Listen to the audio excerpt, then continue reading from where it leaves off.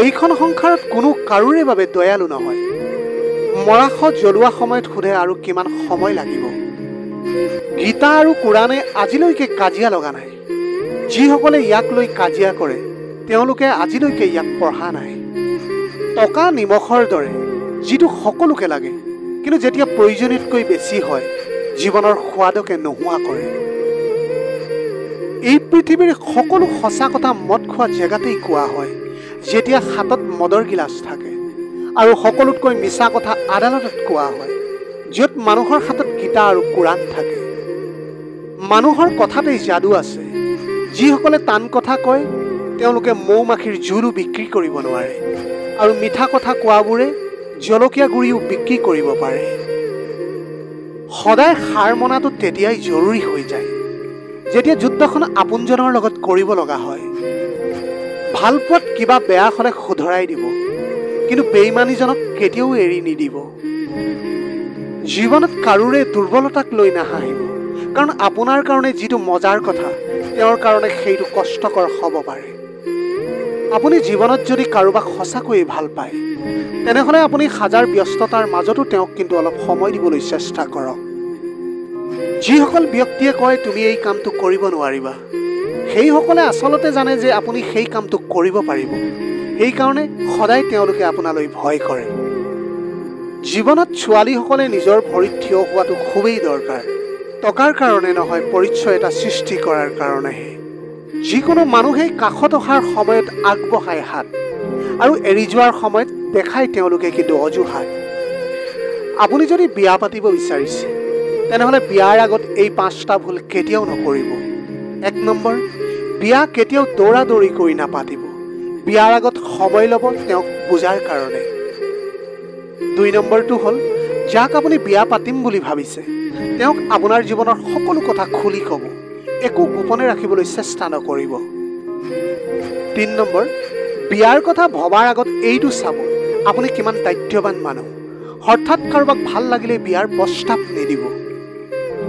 4 number হ'ল, যাক আপুনি বিয়া পাতিব তেওঁৰ লগত আপোনাৰ মনৰ মিল আছে নে নাই। দুয়োৰে পচন্দ অপচন্দ একে হয় নে নহয় সেইটো জানি ল'বলৈ চেষ্টা কৰিব।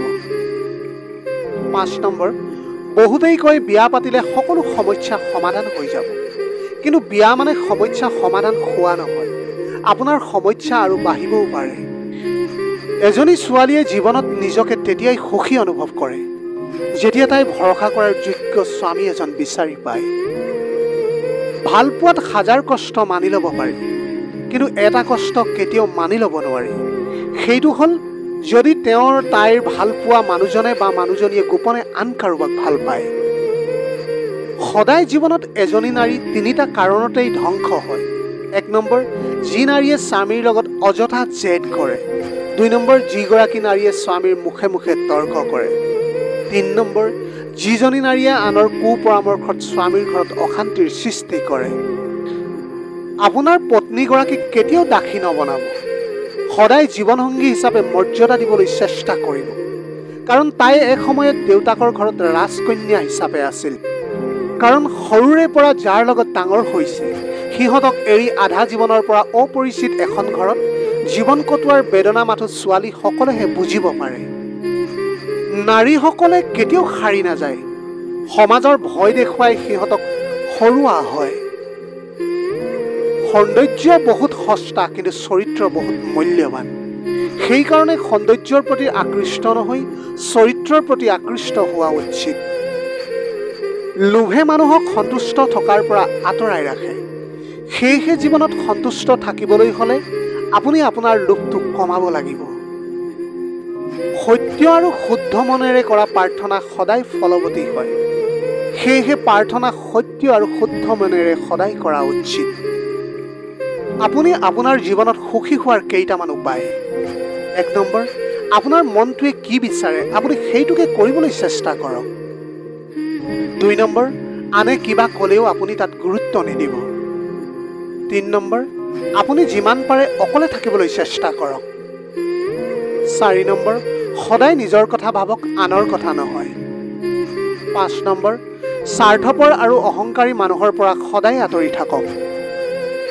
6 নম্বৰ, সময়ে সময়ে ৰং হলোৱা মানুহৰ পৰা সদায় হাতৰি থাকক। 6 নম্বৰ, সময়ে সময়ে ৰং হলোৱা মানুহৰ পৰা সদায় আঁতৰি থাকিবলৈ চেষ্টা কৰক। 7 নম্বৰ, তোমাক গুৰুত্ব নিদিয়াজনক তুমিও গুৰুত্ব নিদিবা।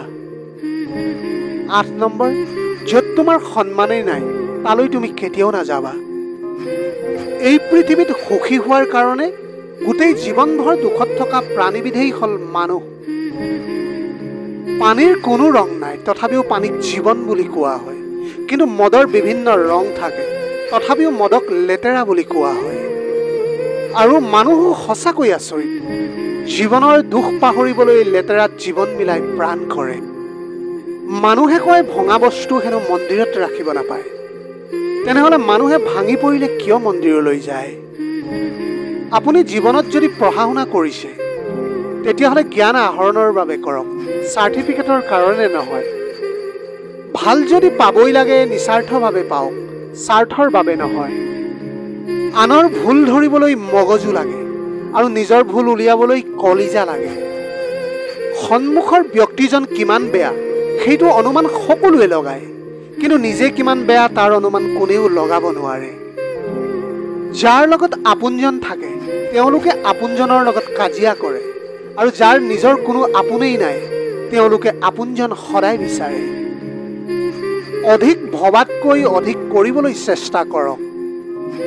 অধিক কৰাৰ ঠাইত সঠিক কৰিবলৈ বিশ্বাস ৰাখক, আৰু সঠিক কৰিবলৈ সঠিক ভাবিবলৈ বিশ্বাস ৰাখক। আপোনাৰ লগত থাকিয়েই যিজন ব্যক্তিয়ে আপোনাক চলনা কৰে তাৰ সমান শত্ৰু আৰু এই পৃথিৱীত কোনেও নাই। আৰু ঠিক তেনেকৈ যিয়ে আমাৰ সন্মুখতে আমাৰ বেয়াটো কৈ দিয়ে তাৰ সমান ডাঙৰ মিত্ৰ আৰু কোনো হ'ব নোৱাৰে। ভুল কৰিলে এৰি থৈ যোৱা মানুহ বহুত পোৱা যায়, কিন্তু ভুল কৰিলে বুজাই লৈ লগত ৰখা মানুহ বহুত কম পোৱা যায়। আপুনি বা মই উশাহ নিশাহ লৈ থকাটোৱেই জীৱন নহয়, বিশ্বাস জীয়াই ৰাখিব পৰাটোহে কিন্তু জীৱন। চকু দেখুৱাই যিয়ে প্ৰেম কৰে তেওঁৱে হ'ল পত্নী। ঠিক তেনেকৈ নিজৰ চকু বন্ধ নোহোৱালৈকে যিয়ে প্ৰেম কৰে তেওঁৱে হৈছে আমাৰ মৰমৰ মা। কিন্তু চকুত প্ৰেম নৰখাকৈও যিজনে প্ৰেম কৰে সেইজনেই হ'ল আমাৰ মৰমৰ দেউতা।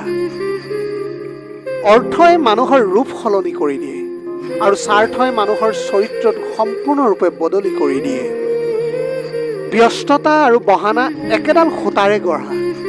কিছুমানে সঁচাকৈ ব্যস্ত থাকে আৰু কিছুমানে ব্যস্ততাৰ বহানা কৰি ব্যস্ত থাকে। আপুনি যিমানেই ভাল নহওক কিয়, আপুনি যিমানেই আনৰ কাৰণে বিলীন নহওক কিয়, যিমানেই কষ্ট সহ্য নকৰক কিয়, কিছুমান মানুহৰ ওচৰত আপুনি কেতিয়াও ভাল হ'ব নোৱাৰে। তুমি যিমানেই ভাল নোহোৱা কিয়, যিমানেই আনৰ কাৰণে নিজকে বিলীন কৰি নিদিয়া কিয়, যিমানেই কষ্ট সহ্য নকৰা কিয়, কিছুমান মানুহৰ ওচৰত তুমি কেতিয়াও ভাল হ'ব নোৱাৰা। ৰাগ বেছি হ'লে সম্পৰ্ক নষ্ট হয়, অভিমান পুহি ৰাখিলে সম্পৰ্কত দূৰত্বৰ সৃষ্টি হয়। কিন্তু সকলো পাহৰি যদি ক্ষমা কৰি দিয়ে প্ৰতিটো সম্পৰ্ক কিন্তু স্থায়ী হয়। আপুনি যদি এজন ভুল মানুহৰ লগত খোজ মিলায় তাতকৈ ভাল হ'ব আপুনি অকলে বহি থকাটোৱেই অতি উত্তম। কোনো এটা সম্পৰ্কৰ মাজত যেতিয়া জেদ ভাৱ আহি যায় তেতিয়া জেদত জয়ী হয় দুয়োজনেই, হেৰাই যায় মাথো তিল তিলকৈ গঢ়ি উঠা সেই যুগমীয়া সম্পৰ্কবিলাক। এটা কথা সদায় মনত ৰাখিব, গুচি যাওঁ বুলি ক'লেও সকলোৱে কিন্তু গুচি নাযায়। কিছুমানে বুজাব বিচাৰে মই অভিমান কৰিছোঁ, মোক ঘূৰাই লৈ আহা। এজন সৎ ব্যক্তি প্ৰেমিকাৰ ওচৰত বেঙা, স্ত্ৰীগৰাকীৰ ওচৰত গাধা, সমাজৰ ওচৰত আছামী, আৰু এজন অসৎ ব্যক্তি প্ৰেমিকাৰ ওচৰত বুদ্ধিমান, স্ত্ৰীৰ ওচৰত সিংহ, সমাজৰ ওচৰত সমাজসেৱী। হয়, এইটোৱেই বৰ্তমান সমাজৰ অৱস্থা। অৱশেষত আমি এনে এখন সমাজত বাস কৰোঁ য'ত আমি মাটি বাৰীৰ দলিলবোৰ খুব সাৱধানে ৰাখোঁ, কিন্তু মা দেউতাৰ ঔষধৰ প্ৰেছক্ৰিপশ্যনখন য'তে ত'তে পেলাই থওঁ। আজিৰ ভিডিঅ'টো কেনেকুৱা লাগিলে জনাব। যদি ভাল লাগিল তেনেহ'লে লগৰ বন্ধু বান্ধৱীসকলৰ মাজত শ্বেয়াৰ কৰিবলৈ নাপাহৰিব। আপোনালোকৰ গোটেই জীৱনটো হাঁহিৰে উপচি পৰক। পাৰিলে দুখীয়াজনক অলপ সহায় কৰিবলৈ চেষ্টা কৰিব। আপোনালোকৰ অকণমান সঁহাৰিয়ে যদি কোনোবা এজন দুখীয়াৰ জীৱনটো সলনি কৰিব পাৰে তাতকৈ পুণ্যৰ কাম আৰু এই পৃথিৱীত একোৱেই হ'ব নোৱাৰে। Have a nice day.